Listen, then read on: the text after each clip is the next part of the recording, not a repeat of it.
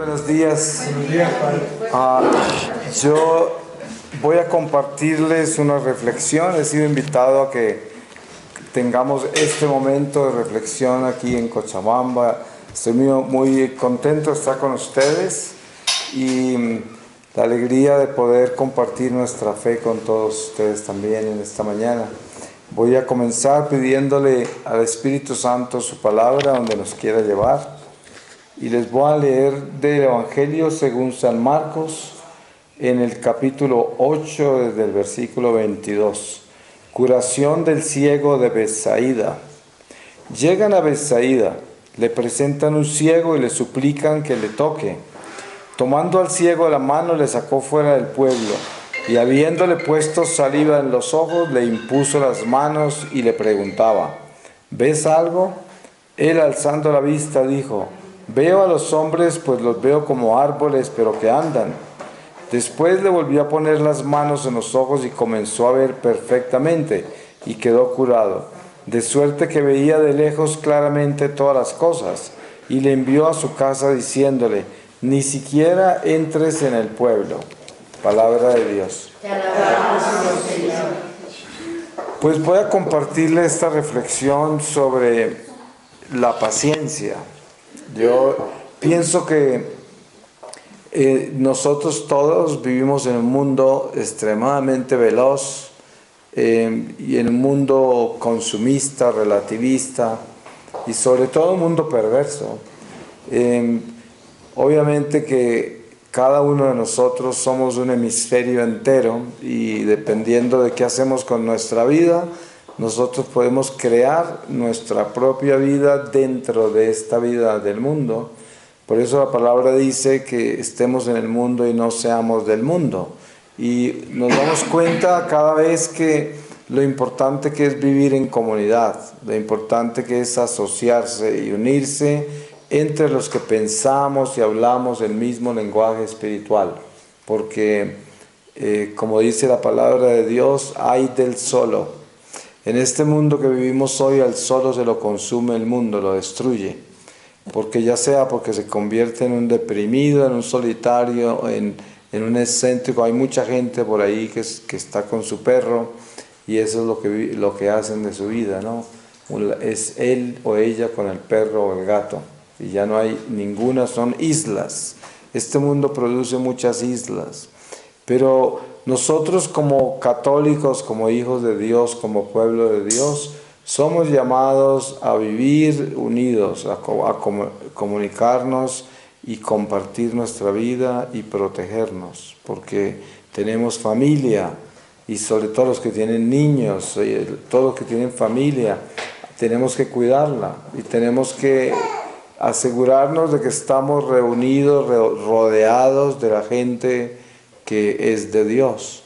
Hay mucha gente tibia y mediocre también en la iglesia, porque hay muchas personas que viven su fe en una forma racional y no espiritual, y por eso se hacen víctimas de tanto profeta falso, tanta información falsa, tantas cosas absurdas que hay, porque una de las señales más latentes de una relación íntima con Dios que sea verdadera, veraz, es la sencillez del catolicismo, o sea, vivir un catolicismo con lo que la Iglesia enseña, sin buscar ninguna avenidas extraordinarias de cómo vivir la fe, porque hay mucha curiosidad y hay mucha superstición.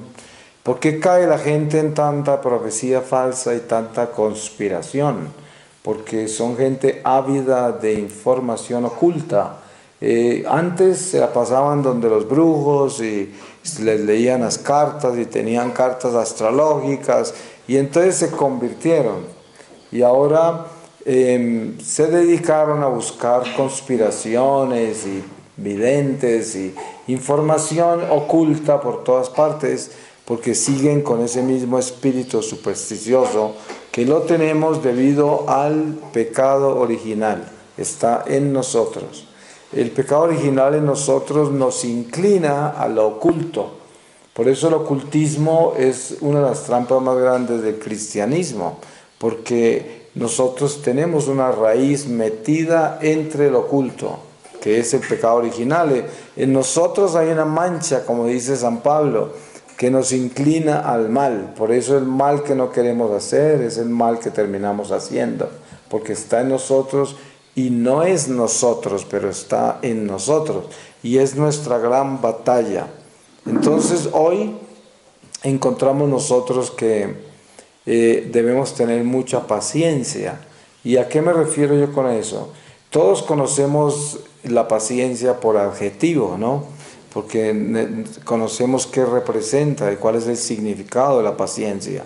Pero ¿cómo se aplica la paciencia en la forma en que yo la presento en esta reflexión? Yo hablo de una paciencia espiritual, que es muy diferente a la paciencia simplemente humana. La paciencia simplemente humana es aquella que se combina con la prudencia, porque hay muchas cosas que no nos gustan, muchas cosas que no nos conviene decir o hacer, y por lo tanto nos llenamos de una paciencia que es simplemente condicional, una paciencia meramente humana. Ahora, la paciencia a la que yo me refiero es otra.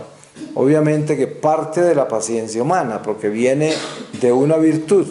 Y tanto en la parte humana como en la parte espiritual son virtudes, una menor, la otra mayor. Una es terrestre, la otra es celeste, espiritual. La que yo hablo es la celeste, la que viene del Espíritu Santo. Y esa paciencia es precisamente la plataforma para encontrar la caridad, esa paciencia.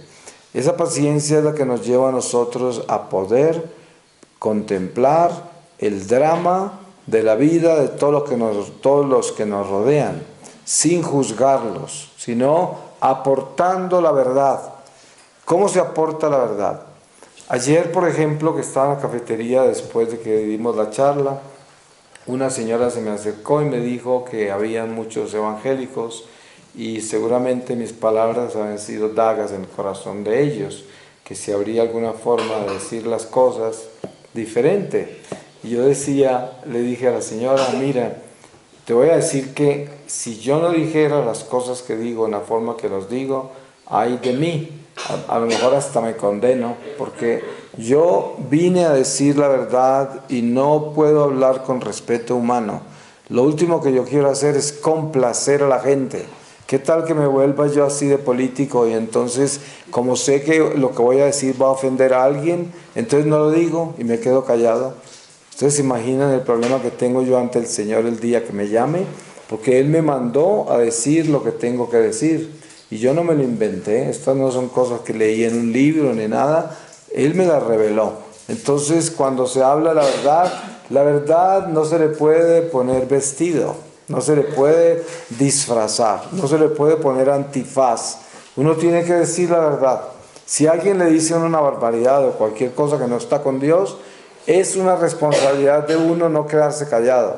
Ahora, tiene que haber caridad. ¿Cuál es la caridad? Yo me tengo que preocupar por esa alma que está errada y confundida. Entonces lo único que puedo hacer es exhortarla. Ya, si esa persona, a pesar de ser exhortada, no le importa, es su responsabilidad, porque todo eso quedará ante el tribunal del Señor. Y yo sé que todos nosotros que estamos aquí presentes, cada uno de nosotros, estaremos ante el Señor muy pronto. Es que es muy pronto, que cada uno de nosotros estaremos ahí. Miren ustedes, todos han tenido experiencias de seres queridos que parten. Yo tengo muchos de mi casa que se fueron. Y sé que hace no mucho estaban hablando conmigo y estábamos compartiendo nuestra vida y ya aparecieron ante el Señor. Entonces yo digo, pues es muy importante tener en cuenta eso y darnos cuenta cómo es que debemos estar presentando la verdad tal y como es, y encima de eso la debemos estar viviendo, la verdad. Entonces de ahí viene la paciencia. ¿Cuál es la paciencia a la que yo me refiero? Me refiero a que cuando yo estoy compartiendo en comunidad en mi iglesia, ya la vida parroquial, el ministerio o comunidad a la que yo me afilie, también las actividades que tengo yo como católico, que pueden ser muchas o pocas, pero de todas maneras la más grande pues es la Eucaristía, y es una actividad muy importante. Todas esas actividades envuelven personas, o sea, en todas ellas estamos unidos a personas, y esas personas, cada una tiene una visión de su propia fe completamente única, y ahí es donde viene nuestra responsabilidad. La paciencia nuestra es no perder el amor y no perder la compasión ni la caridad con las personas que piensan diferente o quizás están equivocadas o tienen intenciones de evangelizar a otros con un error, ¿no? De propagar errores. Entonces uno tiene en ese momento que tener la paciencia de cuidarse de nunca comprometer la verdad con el respeto humano. Esa es paciencia. Se dan cuenta, es un poco diferente a la paciencia humana. Porque la paciencia humana lo que haría sería, yo no me quiero perjudicar, yo no quiero dañar esta amistad, yo no quiero ofender a esta persona, yo no quiero que se ponga brava conmigo. Entonces, ¿qué hago yo? Yo tengo la paciencia de recogerme y no dejar que el impulso de mi corazón que me dice, habla, dile, no lo haga, porque entonces me quedo en el respeto humano, con una paciencia humana. Ahora, la paciencia espiritual es muy diferente.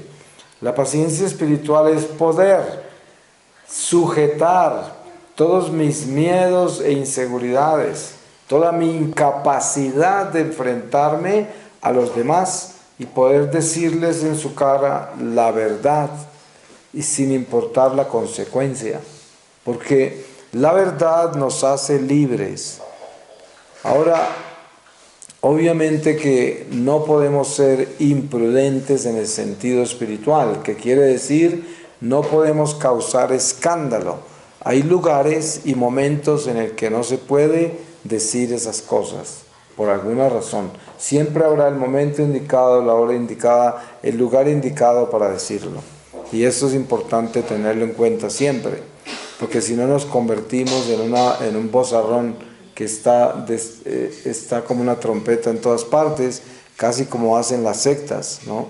Y entonces, en el mundo que vivimos hoy, nosotros estamos enfrentados precisamente a la tibieza y la mediocridad. La tibieza y la mediocridad aman que les digan que esa verdad no es así como la estás viendo, es diferente. La razón por la cual es diferente es porque es mejor para mí que sea diferente, porque entonces ahí acomodo todo, la moral, mis valores, mis principios, las acomodo a eso que no es como yo la veo. Entonces, de ahí vienen todos los teólogos corruptos. La teología corrupta de la Iglesia Católica hoy está en manos de homosexuales y en manos de personas muy perversas, ¿no? Gente que está en pecado grave, sacerdotes que viven doble vida, sacerdotes homosexuales, sacerdotes que son pedófilos, ¿no? Que son pederastras, y ellos son a veces profesores de teología en universidades, en seminarios. ¿Y qué hacen? Ellos cambian totalmente el contenido bíblico y sacan una nueva Biblia, un nuevo evangelio. Por eso San Pablo decía, ojo, en esos tiempos, está hablando de estos tiempos, en esos tiempos llegarán a predicarles doctrinas falsas que los van a seducir y caerán hasta los más creyentes, porque les enseñarán doctrinas que se acomoden a sus apetencias. Y eso es lo que hace la teología corrupta. Diseña una teología que le complazca a usted su humanidad mediocre y tibia, para que usted pueda seguir viviendo lo que considera como su forma y filosofía de vida y no tenga como obstáculo una teología tan radical como es la palabra de Dios revelada, tal y como está revelada. Entonces aparecen todas estas herejías y la gente es muy pronta a abrazar esas herejías y a seguirla sin problema, porque aquel sacerdote tan brillante es el que me la enseñó, porque este hombre es un reconocido conferencista católico que tiene un conocimiento de la palabra y tiene unas credenciales impecables, y él enseñó esto, y así sucesivamente vamos encontrando toda esta presencia del espíritu de división, el espíritu de mediocridad y tibieza de la iglesia, porque ustedes leen en la palabra de Dios algo que nos debía sonar bien duro en las entrañas, y es que dice: Dios detesta al tibio, lo vomita de su boca. ¿De qué está hecho el tibio? El tibio está hecho de la ausencia de radicalidad. Ustedes han escuchado que, especialmente desde que aparecieron los terroristas musulmanes, entonces ahora es muy fácil tildar a un católico que está comprometido y que vive la fe tal y como debe ser, es fácil tildarlo de extremista, porque no es para este mundo que vivimos hoy. Este mundo que vivimos hoy tiene que ser un mundo mediocre y tibio para poder que esté de acuerdo con las filosofías del mundo. Y entonces un católico que es radical es como un fanático. Si yo vivo la fe de acuerdo a lo que el Evangelio me pide, oh no, yo soy un exagerado, tampoco seas tan duro contigo, mira que el Señor es misericordia, y entonces hoy el Evangelio de la misericordia es el más popular. Miren ustedes por qué son tan famosas las sectas entre católicos, los evangélicos, sobre todo pentecostales, porque esa gente siempre está predicando que Jesús el Señor ya nos salvó, aleluya, ya pagó por nosotros, nosotros ya estamos hechos. Jesús ya hizo todo, aleluya, y Él es misericordia. Entonces, el que tiene una enfermedad está endemoniado, el que no tiene dinero también, el que todo eso, porque es el evangelio de la prosperidad, el evangelio de la salud física y mental, el evangelio de la liberación, de romper cadenas. Y resulta que si miramos con cuidado cuál es el evangelio de verdad, el evangelio de la verdad lleva la cruz y lleva el dolor de esta vida y lleva las tribulaciones, las pruebas, y no necesariamente lleva la prosperidad. Ustedes se dan cuenta en las cartas de San Pablo, cómo San Pablo está diciendo que él fabricaba carpas, y fabricaba carpas con otros compañeros que también hacían lo mismo que él, y así se sostenían. Ellos no vivían de la limosna, aunque siempre les daban limosna y los cuidaban mucho, pero él no esperaba que lo cuidara nadie, sino que él se prevenía y producía sus propias cosas. Por eso él decía con tanta autoridad: el que no trabaje, que no coma, ¿no? Porque era la autoridad que él tenía entre las iglesias, ¿no? Hay algo curioso con él, porque en las cartas de San Pablo hay una escuela paulina que es importante aprender, y es que él distingue siempre entre lo que digo yo, Pablo, digo y recomiendo esto, pero eso no es que el Señor me lo haya dicho, sino que yo se lo recomiendo. Entonces hay dos catequesis de Pablo, una que él recomienda y otra que es el Señor el que lo dice, el Espíritu Santo. Por ejemplo, en el matrimonio y en la vida sexual, San Pablo dice: yo quisiera que todos se quedaran como yo, castos, ¿no? Y que no se casaran ni hicieran, que se mantuvieran como yo. Pero si no pueden contenerse, cásese antes de que se abracen. Pero dice: pero yo les digo todo esto para evitarles la tribulación de la carne, las pruebas que trae la carne, la sexualidad humana, todo. Eso no es que esté contra la procreación ni nada de esto, sino que él está aconsejando desde su apostolado y lo que él es y lo que conoce de Dios, y está recomendando, y dice que eso no es que el Señor lo ordene ni que el Señor le dijo que ordenara eso, sino que es una recomendación que él hace. Y mucha gente se confunde pensando que él está predicando cosas radicales en el nombre de Dios, pero él las aclara con mucha precisión cuáles son de él y cuáles vienen del Espíritu Santo. porque él hablaba también como judío, él tenía la escuela de Gamaliel, era un judío ortodoxo, ¿no? Fariseo. Así que en el día de hoy nosotros vivimos una iglesia, por ejemplo, yo la mayoría de mi vida la viví en California, pues me eduqué en Alemania, como ustedes ya pudieron oír mi testimonio, me imagino que todos, y luego toda la vida la pasé en California. California ya ustedes conocen, pues es el estado más decadente que hay en la Unión, ¿no? De Estados Unidos, porque de ahí nacen todas las cosas aterradoras, han salido de allá. De allá salió los movimientos homosexuales, se inventaron en San Francisco. Fue el primer desfile de homosexuales en el mundo fue en San Francisco. Los hippies nacieron en Sausalito, California, la liberación del amor y las flores, la liberación de la sexualidad. Los primeros brotes para legalizar el aborto salieron en los concejales de San Francisco. El feminismo. Y fuera de eso, ahí nace el orientalismo en Occidente, porque los hippies que aparecen en Sausalito traen el hinduismo. Entonces de ahí sale todo el sincretismo y viene todo lo que son los ismos, y todo eso nace en California. Es increíble, ¿no? ¿Cómo será que, bueno, yo viví en un paraíso porque yo era hippie desde los años 60 y todos los años que viví en Los Ángeles, en la industria del espectáculo, vivía entre hippies porque todos habían sido hippies. Ya eran hippies que eran hippies de corazón nada más, porque ya no vivíamos como vivíamos cuando éramos adolescentes, que estábamos en comunas y todo el día alucinando, pero ya éramos gente profesional, pero todo eso que vivimos se infiltró en los medios, en el cine, en la televisión, en la música, en todo, porque yo participaba en producciones de muchas clases que eran escritas, producidas, dirigidas por hippies que ya eran grandes, y yo estaba con todos ellos, eran mis compañeros. Entonces, así crecí yo allá, pero cuando regresé de mi experiencia con el Señor, me encontré con la Iglesia Católica.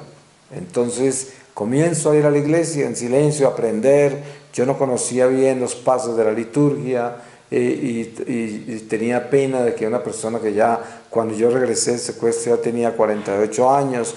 Yo no quería, me daba hasta vergüenza decir que no sabía qué repetir, porque si decían, ¿y usted es católico? Sí, claro, de nacimiento, ¿no? Pero ahora pues me fui tantos años, y bueno, ahí poco a poco comencé a aprender.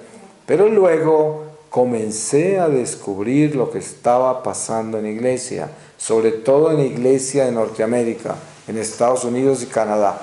Y eso para mí fue el golpe más duro que yo recibí, porque la tristeza del estado en que se encuentra ese clero, esas comunidades religiosas que se han ido desapareciendo porque están inundadas de la nueva era. Y hay paqueticos de remanente, de católicos buenos, se encuentran en todas partes, obviamente, generalmente formados por inmigrantes, por gente de Latinoamérica, de África, de Filipinas, Corea, Vietnam.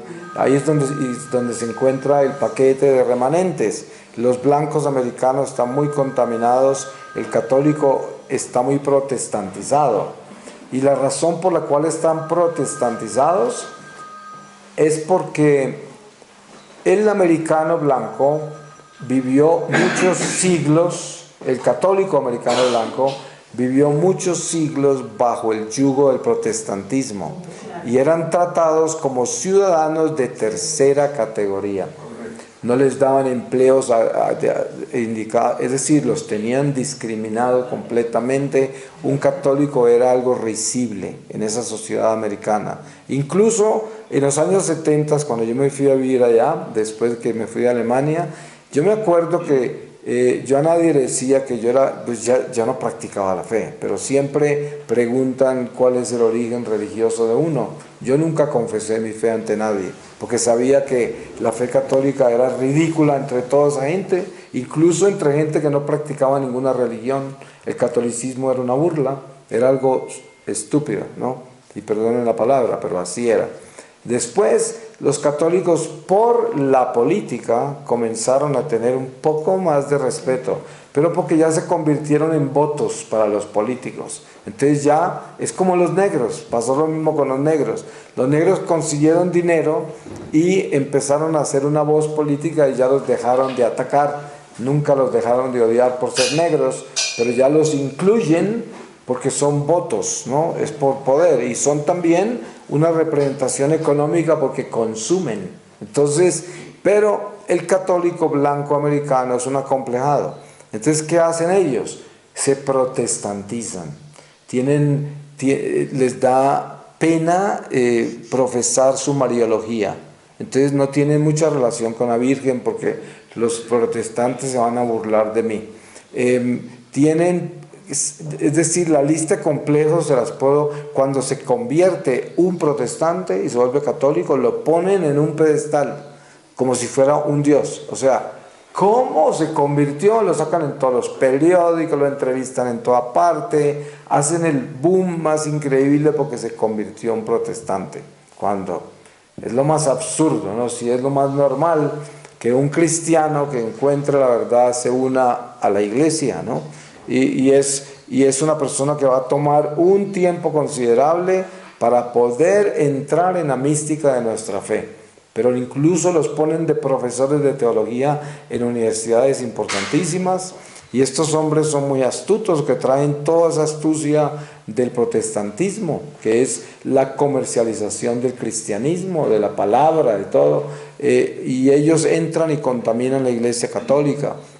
Y esto crea una iglesia mediocre. A mí no me preocupa denunciar esto porque yo lo he visto, lo he vivido, he viajado entre esa iglesia y yo soy un hombre que era totalmente del mundo. Entonces puedo ver con unos ojos muy claros porque no me pueden engañar tan fácil. Yo llego a una iglesia, mire, ahorita que apareció ese escándalo con Monseñor Vigano, yo tengo un amigo que es un monseñor que es muy cercano a Benedicto XVI y ahora también tiene una posición muy importante con el nuevo Papa, pero también ayuda, es el secretario privado de Monseñor, un alemán, ¿no?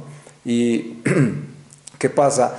Que él me contó desde hace mucho tiempo la historia de Vigano, y resulta que Vigano pertenecía a un clan que era Bertoni, Sedano, y eran un clan que se encargaba de la logística de administración del Vaticano, porque el Papa Juan Pablo II en todos esos años de papado, él no manejó mucho lo que es logística, administración, todo, él era un pastor, él estaba metido en la espiritualidad de la iglesia, y eso era lo que él buscaba, ¿no?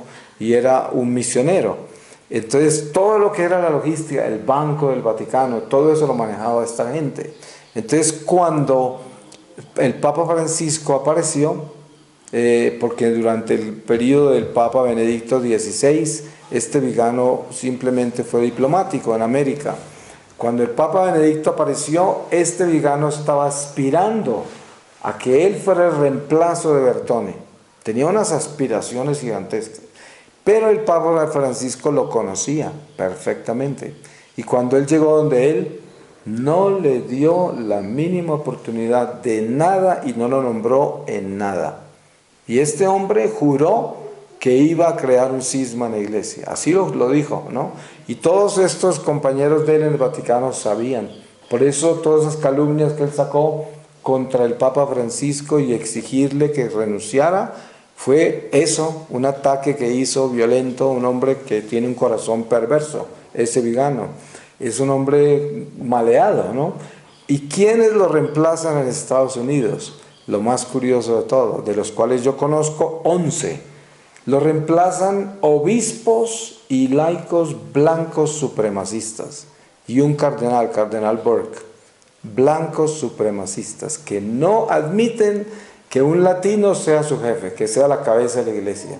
Un argentino. Eso no lo perdonan. Y miren, en muchos de esos lugares donde yo he estado, de 11 de los obispos que se fueron contra él blancos, yo he ido a predicar a sus diócesis. ¿Y sabe dónde me tocaba predicarle a las minorías? A gente del tercer mundo, en el sótano de la iglesia, porque arriba solo los blancos hacen todas sus actividades. Y todo lo que es africano, filipino, vietnamís, coreano, latino, al sótano, allá donde predicaba. Y entonces, un día en el sótano y al otro día le predicaba a los blancos en la iglesia. Y cuando yo le preguntaba al padre sobre eso, porque se me quejaban en el sótano, el padre se hacía el loco y me decía, no, es que hay mucho desorden entre ellos. Yo no puedo manejar eso, es mejor que lo hagan allá. Porque traen muchos niños y traen no sé qué y dejan todo sucio, aquí a la iglesia no pueden subir. Esos eran más o menos la política, pero yo sabía que era otra cosa, era racismo. Y eso lo hay por toda la Unión, porque yo he estado en no sé cuántos estados y he visto eso, ¿no? Es una desgracia completa. Lo mismo pasa en Canadá, igualito. La Iglesia Católica de Canadá está de pie gracias a los filipinos. Ellos son los que mantienen la iglesia viva allá, porque la mayoría de los inmigrantes hispanos allá se vuelven protestantes en Canadá. Yo no sé por qué, es un fenómeno increíble, ¿no? No todos, pero muchos. Entonces, la razón por la cual yo estoy hablando así es porque yo quiero compartir con ustedes la inquietud que yo tengo a través de los años de apostolado, y ustedes que son un pueblo querido de Dios, que los tiene en esta ciudad de Cochabamba, y algunos vienen de otros lugares, pero son de acá, y los tiene aquí trabajando en el pueblo de Dios. Y yo digo que nosotros nos tenemos que cuidar mucho de no caer ni en la mediocridad, ni en las herejías, ni en aceptar en la iglesia cosas absurdas que cambien el evangelio, que nos den un evangelio diferente, una palabra diferente a la que el Señor nos reveló. Eso es importante, mantenerlo virgen, porque ahí está el secreto de nuestra fe. Para poder vivir los tiempos que estamos viviendo y no caer en la mediocridad, nosotros necesitamos ser castos en la fe. Castidad religiosa, que quiere decir no dejarnos contaminar. Miren, por aquí yo me he enterado que vienen profetas falsos a predicar con mensajes de la Virgen horribles contra el Papa, contra quién sabe qué, cosas absurdas, se consideran un remanente. El remanente de Satanás es lo que son, porque mire, lo único que usted no puede hacer en la vida como un buen católico es jamás entrar en apostasía. Nunca se atreva ni siquiera pensar en perseguir al Santo Padre. Es decir, el Santo Padre es un ser humano y quizás pueda cometer errores, pero lo último que usted vaya a hacer en la vida es irse contra él. Porque en ese momento Satanás entró en usted, porque eso se llama apostasía. ¿Cómo será que uno queda automáticamente excomulgado? Queda por decreto canónico. El que se va contra el Santo Padre y lo declara antipapa, papa falso, todo, inmediatamente queda excomulgado. Es un apóstata. Y por ley. O sea, la iglesia no tiene que excomulgarlo. Así de grave es eso. Por eso es tan importante que yo, por ejemplo, por mi experiencia mística, soy una persona muy ortodoxa en lo que es mi fe. Y entonces yo me identifiqué mucho con el Papa Benedicto XVI. Pero yo he apreciado mucho el trabajo del Papa Francisco. Hay algunas cosas que yo no entiendo, otras que no estoy de acuerdo en lo que es pastoral, simplemente, ¿no? Pero eso no me hace a mí irme contra él, o hablar mal de él, o perseguirlo, por ninguna razón, ¿no? Porque yo no voy a entrar en apostasía simplemente porque no estoy de acuerdo en algunas de las cosas que el Santo Padre hace. Eso no es, ¿quién soy yo para hacer eso, no? Entonces, yo pienso que es importante tener en cuenta que para ser un buen católico, y ustedes que están involucrados en apostolados donde están llevando la palabra de Dios, hay que ser obediente. La obediencia, el que obedece no se equivoca. Y mire, ¿cómo descubre uno que esos profetas son falsos que vienen con mensajes raros de la Virgen a hablar contra el Papa y declararlo falso. Pues simplemente por la apostasía sabe uno que son del diablo.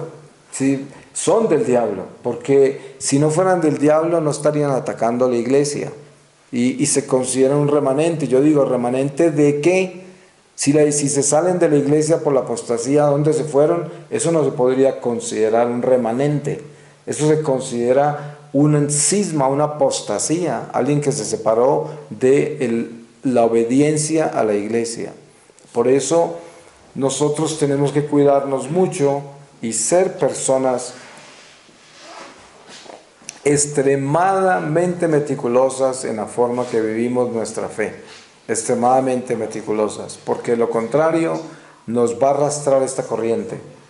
Estamos completamente invadidos por corrientes perversas, toda clase de doctrinas falsas, toda clase de mensajes falsos, toda clase de profetas falsos, y la gente cae en eso con mucha facilidad. Y sobre todo, toda clase de teologías perversas, que son las teologías que le agúan nuestra fe, la diluyen. Entonces, ya no todo es tan serio, no todo es tan radical, no todo es tan grave. Las cosas son menos graves de lo que nos han enseñado, son más tranquilas, son más relajadas.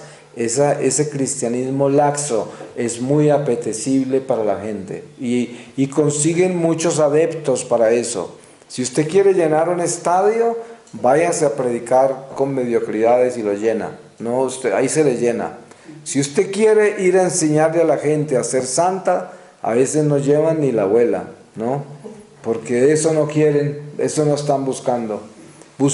Mire, yo hablaba en una oportunidad, una señora en Centroamérica me trajo unas oraciones en un libro así de grande, de un vidente. Yo no me acuerdo quién era, pero era un vidente. Y las oraciones eran las mismas oraciones de la iglesia. El Ave María, el Padre Nuestro, el Credo, todas las oraciones tradicionales nuestras.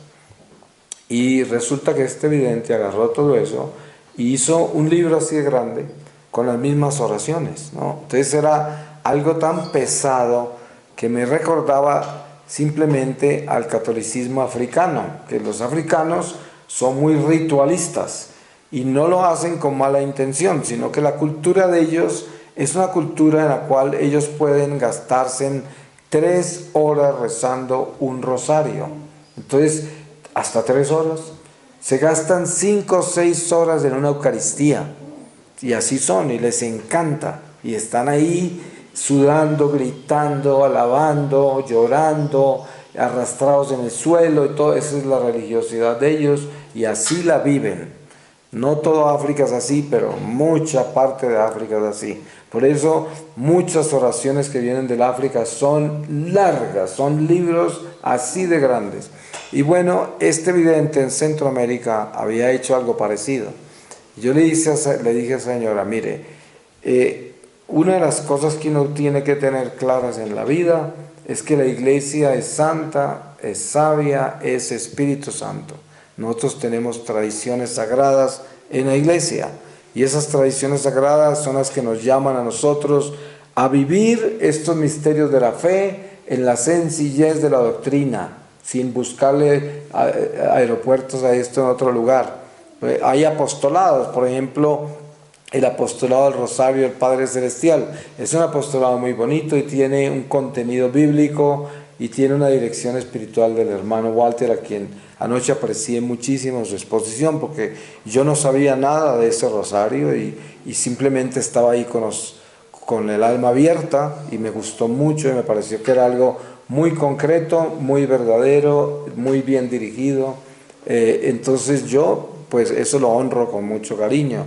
Pero es que hay gente que se diseñan unas cosas y sacan unas cosas que son para llorar y la gente lo sigue, ¿no?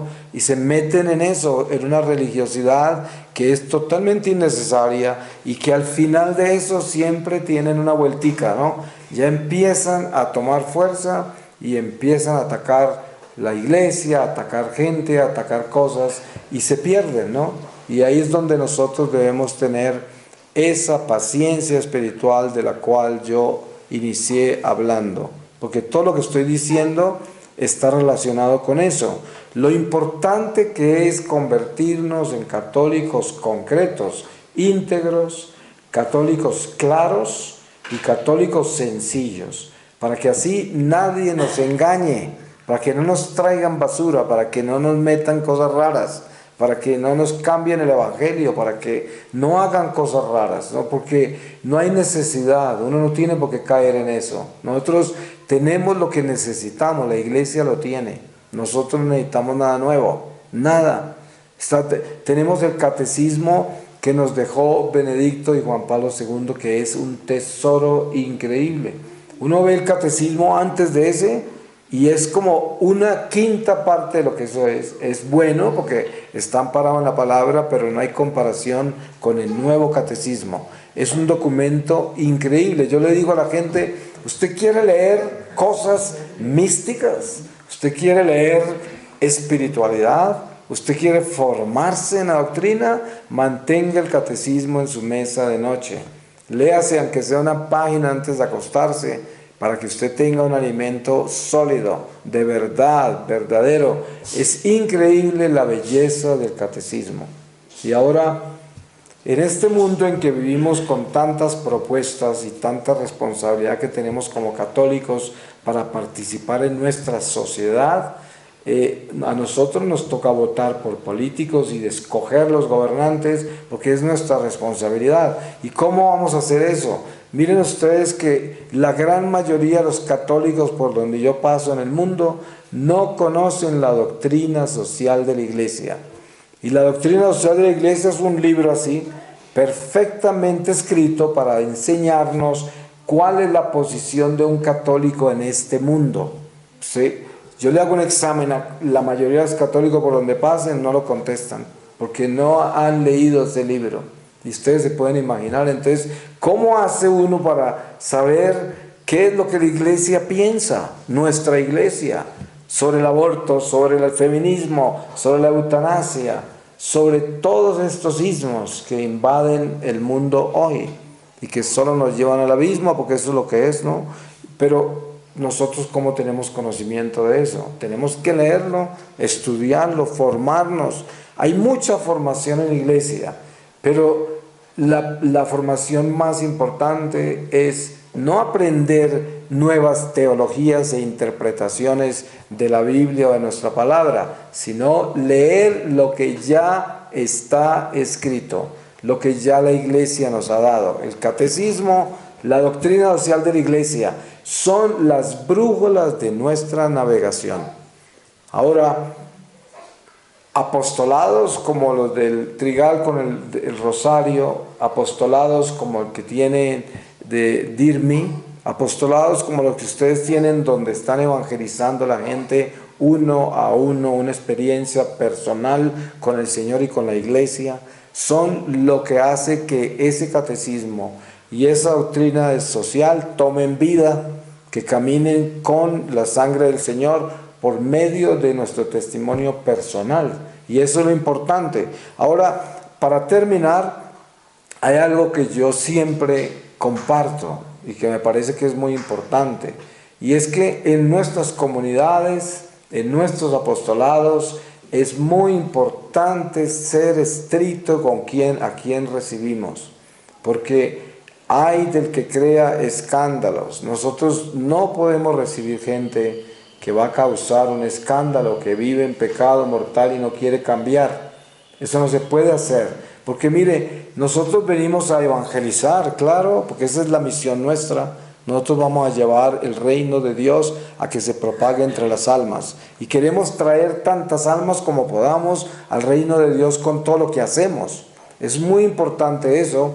Pero al mismo tiempo, ya en lo que se respecta a comunidad, el grupo donde usted trabaja, el apostolado donde salen los soldados a evangelizar, ojo ahí, porque ahí es donde no se debe permitir un soldado que tenga pies planos, como dice el dicho, ¿no? Ustedes saben que no todos sirven para la milicia. Mire cómo se escapó el Padre Pío de ir a la guerra, porque tenía un problema en el pulmón o no sé dónde, y realmente ni lo tenía, sino que el Señor se lo puso para salvarlo, ¿no? Pero hay condiciones para la milicia. Entonces, cuando ustedes recluten soldados, asegúrense que no tenga pie plano, ¿no? Sí, que no tenga un defecto grave que les pueda dañar la comunidad, que pueda hacer escándalo, que pueda dañarles todo el trabajo que están haciendo. Revisen su teología, revisen su conocimiento de la doctrina, revisen todo. Si les ven algún cascabeleo por ahí, no le toquen ni la ropa. Hay que mantenerlo de amigo y tratar de evangelizarlo, pero ustedes no se asocien, no caminen con gente así. Porque ¿qué? Van a abrir la boca y la gente al lado queda escandalizada, decir, y van a pensar que todos ustedes son así. ¿Ves? Y esto es lo que tienen que cuidarse. Yo tengo una comunidad y he pasado por unas pruebas espantosas en estos 19 años, hasta el punto que me han sacudido esa comunidad para destruirla, la misma gente de adentro, con los que no estamos de acuerdo por algo. Ellos juran no se quedan contentos con irse, ellos quieren irse y acabar con la comunidad, ¿no? Es que es increíble, ¿no? Ese es el espíritu de división, el demonio.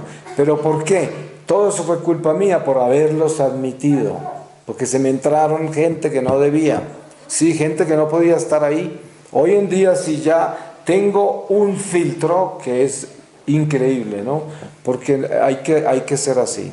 Nosotros tenemos que tener mucho cuidado, ser muy celosos y asegurarnos que no hay ni mediocridades, absolutamente nada que esté contaminado, nada que no esté en línea con la iglesia, y en esa forma el demonio no nos tumba, el demonio no nos gana la carrera.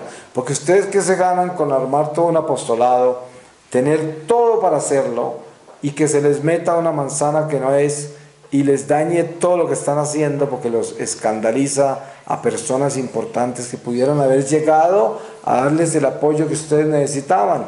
Y llegó una manzana mala de la que tienen en el grupo y la ahuyenta, ¿no? Porque abrió su bocota y dijo quién sabe cuántas barbaridades y ya con eso terminó. Entonces es muy importante tener esa disciplina y ese discernimiento, y sobre todo esa valentía de no tener miedo, o sea, de acordarse que estamos defendiendo la iglesia de Cristo y no un grupo de seres humanos. O sea, el respeto humano no puede manejarlos. Si ustedes andan con respeto humano, no van a llegar a ninguna parte, porque entonces se van a cuidar los unos de los otros, ¿y a dónde van a llegar así? No pueden. Hay que tener temor de Dios y buscar todo para la gloria de Dios. Y ya los que no estén de acuerdo, los que no se comprometan en lo que es el Evangelio y caminar con Dios, pues que hagan lo que sea, ¿no? Pues, quién sabe para dónde se van, pero que no se queden con nosotros, porque acaban con todo, ¿no?